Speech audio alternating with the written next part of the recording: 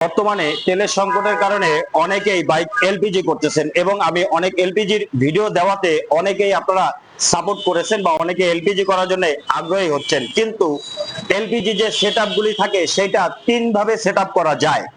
এখন কোন সেটআপটা বাইকের জন্য ভালো, এই বাইকে এলপিজি করার জন্য কোন সেটআপটা সবচেয়ে বেস্ট হবে সেটাই আপনাদেরকে বলবো। প্রথমে আপনাদেরকে দেখাই যে সারিঘাটের সাথে একটা এলপিজি সেটআপ করা আছে, যেটা আপনারা স্ক্রিনে দেখতে পাচ্ছেন। এই সেটআপটা করালে সবচেয়ে ভালো হয় এবং নিরাপদ হয়। কিভাবে সেটাও বলছি। এরপরে আসেন আরেকটা স্টেপ, সেটা হচ্ছে যে টুল বক্সের ভিতরে সাইডে, যেমনটা স্ক্রিনে দেখতে পাচ্ছেন, টুল বক্সের ভিতরে সাইডে একটা সেটআপ আছে।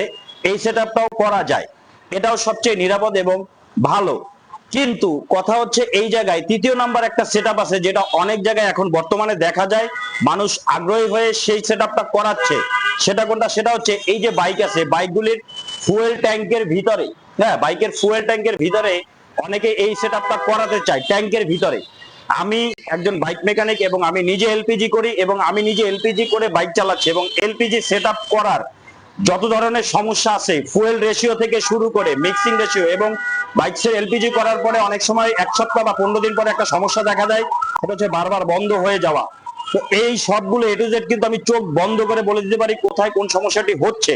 তো যেটা বলতেছিলাম যে ফুয়েল ট্যাঙ্কের ভিতরে যেই এলপিজি সেটআপটা করা হয় সেটা আপনারা করাবেন না, সেটা আপনারা কখনোই করাবেন না, ভুলেও করাবেন না। যারা করিয়েছেন তারা এখনই খুলে ফেলেন, সাবধান হয়ে যান। ফুয়েল ট্যাঙ্কের ভিতরে এলপিজি সেটআপ সিলিন্ডার বসাবেন না, কারণ এলপিজি গ্যাসটা যদি কোনোভাবে লিক করে, জানেন বাসা বাড়িতেও যে এলপিজি লিক করে সেটা কিন্তু রান্নাঘরে অথবা কোনো রুমের ভিতরে থাকে, একটা রুমের ভিতরে বা আটকানো জায়গায় যখন গ্যাসটা লিক করে সেই গ্যাসটা কিন্তু বাইরে বের হয়ে যেতে পারে না, সেটা জায়গা একটা জায়গার ভিতরে কিন্তু আটকানো থাকে। এবং ফুয়েল ট্যাঙ্কের ট্যাঙ্কগুলো আছে, ট্যাঙ্কের ভিতরে যখন আটকানো থাকবে সেটা এত জোরে বিস্ফোরিত হবে, যদি কোনো কারণে লিক করে বা ফায়ারিং হয়, আগুন ধরতে পারে, এত বিকট জোরে বিস্ফোরণ ঘটবে যে বাইকে যে চালক থাকবে, সামনে যে বসা থাকবে, তার সামনের দিকটা কিছুই থাকবে না, ঝলসে যাবে, এমনকি টুকরো টুকরো হয়ে যাবে, অস্তিত্ব থাকবে না। এত বিকট জোরে সেটা বাস্ট হওয়ার সম্ভাবনা থাকে।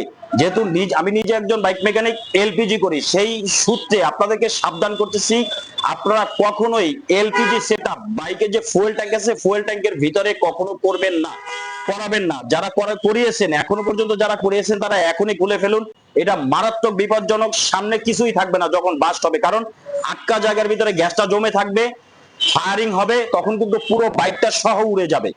অর্থাৎ এলপিজি যদি করাতে চান, যেভাবে আমি দেখিয়েছি যে সাইডে টুল বক্সের ভিতরে করাবেন অথবা সারিঘাটের নিচে, পাদানির নিচে আপনারা এলপিজি সেটআপটা বাইকে করাবেন। আর যারা এলপিজি সেটআপ করতে চান তারা আমাদের সাথে যোগাযোগ করবেন, ভিডিওর কমেন্ট বক্সে কমেন্টস করবেন এলপিজি সংক্রান্ত কোনো সমস্যা নিয়ে জানতে চাইলে, এবং এলপিজি করাতে চাইলে আমাদের কাছ থেকে যদি আপনারা করাতে চান আমাদের কমেন্ট বক্সে কমেন্টস করবেন, আমরা সেখানে আমাদের সাথে যোগাযোগ করার হোয়াটসঅ্যাপ নাম্বার আপনাদেরকে দিয়ে দিব।